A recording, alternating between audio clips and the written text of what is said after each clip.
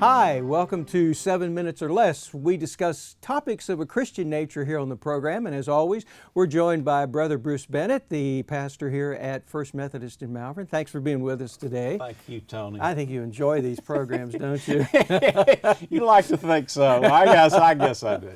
Well, we always invite people to submit questions if they have one, something that they'd like to see you discuss. And we had one on intentional discipleship, okay? Intentional discipleship. And so my question to you is how do we go about making new disciples, and how do you nurture the ones that are already discipling out there? Wow. Well, it's a loaded question. Big words. Intentional discipleship is kind of interesting to me. We don't really think of the church anymore as the place where we come and we are intentional about making disciples. So I just begin with a question: what does it mean to talk about discipleship?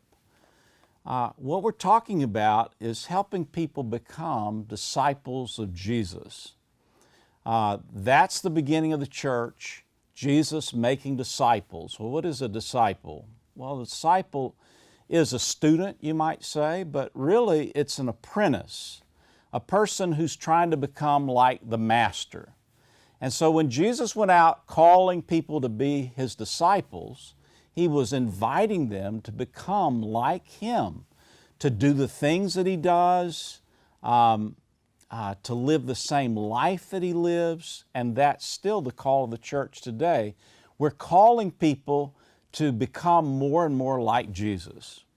And so when you think about it, as the church, a place where people come to become better and better disciples of Jesus, how do we get to that? What is involved in that? So before we talk about making new disciples, I want to talk about making better disciples, helping all of us grow in the faith. And it really begins with the church helping us to learn the ways in which we grow as disciples. And it's just the practices of the faith. We call them spiritual disciplines. Yeah, they're handed down to us by Jesus, ways that we become like Him. And so when we come to church, hopefully we learn how to pray. A lot of people think that praying just means when you're driving around looking for a parking place, you pray for one to open up. Or something happens, you're about to take a test or whatever it might be, and you ask for help. But real prayer is a disciplined act that you practice every day. Jesus did it. He went off from His disciples. They'd go looking for Him. He would be hiding away in some secluded place in the mountains, praying to the Father. And so they learned that from Him. They learned how to do this every day, and it's a focused discipline. So imagine spending 10 or 15 minutes every day practicing communicating with God. And communication isn't just speaking, right? It's hearing, it's listening. So imagine spending 10 or 15 or 20 or 30 minutes not only speaking to God, but then listening for God's direction as to what He might want you to do that day. That's one of the spiritual disciplines. Another one that John Wesley talks about, the founder of the Methodist movement, he talks about searching the Scriptures.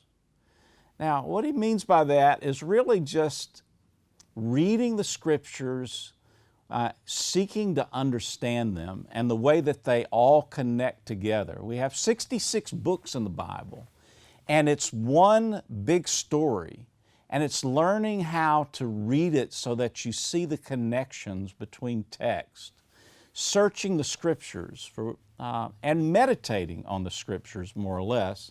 I love to read a passage at the beginning of the day, and then during the day think about that passage. And if it's a sequence of action, I like to think of myself as one of the characters in a play and thinking about how that plays out in the text and thinking about that during the day, it's an interesting way to meditate. There are lots of ways to meditate on the Scripture.